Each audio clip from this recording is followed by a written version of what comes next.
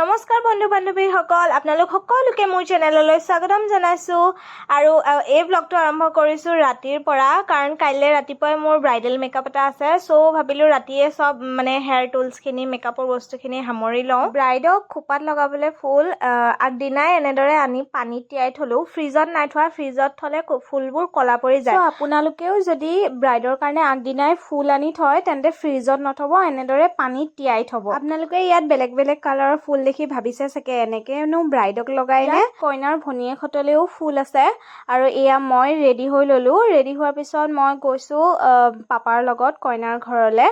আমাৰ ঘৰৰ পৰা যিহেতু বেছি দূৰ নহয় কইনাৰ ঘৰ, তো মই পাপাৰ লগতে গৈছোঁ। চামেলি মেম চাহাব বাগানৰ পিনে হয়, যোনে যোনে যোৰহাটত থাকে তেওঁলোকে চিনি পাবই। মই গৈ পায়েই দেখিছোঁ যে কইনা নিয়মত বিজি হৈ আছে আৰু নিয়ম কৰি থাকিলে অলপ টাইম লাগেই নহয়নে। সেইকাৰণে মই ভাবিলোঁ মোৰ বস্তুখিনিকে আগতীয়াকৈ ঠিক কৰি উলিয়াই লওঁ, ঠিক কৰি থওঁ, যাতে টাইমত বস্তুখিনি বিচাৰি পাওঁ। চিম্পল কাপ লাগে আৰু আইলেছটো মানে যদি ডাঙৰ হয় নালাগে, একেবাৰে চিম্পল ৰিয়েল ফেচটো লিখালে হ'ব আৰু।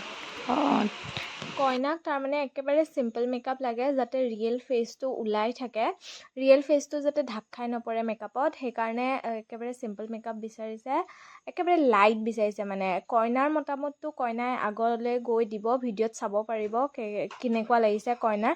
কিন্তু আপোনালোকৰো মতামতটো দিবচোন, কমেণ্টত জনাবচোন কেনেকুৱা লাগিছে আপোনালোকৰ মতে মেকআপটো। এয়া ৰেডি হৈ গ'ল আমাৰ কইনা। মেকআপটো কেনেকুৱা লাগিছে কৈ দিয়ক। ভবাতকৈ বহুত ধুনীয়া হৈছে, মই যিমানখিনি এক্সপেক্ট কৰিছিলোঁ তাতকৈ যথেষ্ট ধুনীয়া।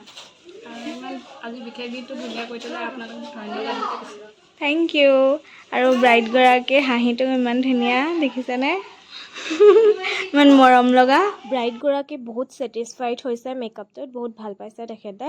তাৰপিছত আকৌ মই দৰাৰো মেকআপ কৰিলোঁ, লাইট একেবাৰে চিম্পল মেকআপ এটা কৰি দিলোঁ দৰাক। মেকআপ কমপ্লিট কৰি বিয়া ঘৰতে লাঞ্চ কৰিলোঁ। লাঞ্চ কৰাৰ পিছত মই ঘৰলৈ গৈ ডাইৰেক্ট ওলাই গ'লোঁ মোৰ বা এজনীৰ ঘৰলৈ। ৰাতি ডিনাৰ কৰাকৈ মাতিছিলে, যিহেতু মই ইউনিচেক্স চেলুন এখনত জইন কৰিম 1 তাৰিখৰ পৰা, সেইকাৰণে মোক আগতীয়াকৈ মাতি ল'লে। তাৰপিছত আৰু যিহেতু ছুটি নাপাওঁ, ৰাতিৰ সাজত আছিলে লোকেল চিকেন আৰু এয়া অলপ ক্লিপ দেখাই দিছোঁ কেনেদৰে বনাইছে। জুইশালত বনাইছে যিহেতু তলকণ অকণমান ক'লা ক'লা পৰি আছে, মানে ছাইডকণ প্লিজ ইগন'ৰ কৰিব। জুইত বনোৱা চব্জিৰ টেষ্টে বেলেগ হয়নে।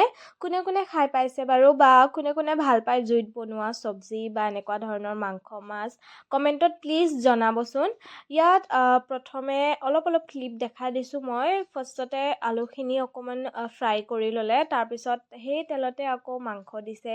এয়া আদা নহৰু হালধি যি মছলা দিয়ে আৰু মছলাখিনি দি ভাজি লৈছে। চবৰে বনোৱাৰ টেকনিক বেলেগ বেলেগ হয়, মই দেখিছোঁ ইউটিউবত আজিকালি বহুত নতুন ৰেচিপি দি থাকে। চ' আমাৰ ৰেচিপিটো আজিৰ এনেকুৱা ধৰণৰ, মছলা চছলা দি তাৰপিছত অলপ দেৰি ফ্ৰাই কৰিব, তাৰপিছত পানী দি অলপ দেৰি সিজিবলৈ দিব। চ' এনেধৰণেই চিম্পলকৈ বনাইছে। তাৰপিছত আমি ভাত চাত খাই আজৰি হ'লোঁ। ৰাতি আকৌ আহোঁতে দেখিছোঁ মই এয়া কেকটাছ টাইপৰ গছ এজোপাত এনেধৰণে ফুল লাগি আছিলে। মই ভাবিছোঁ ড্ৰেগন ফ্ৰুট হয় বুলি, বাট এইটো ড্ৰেগন ফ্ৰুট নহয়।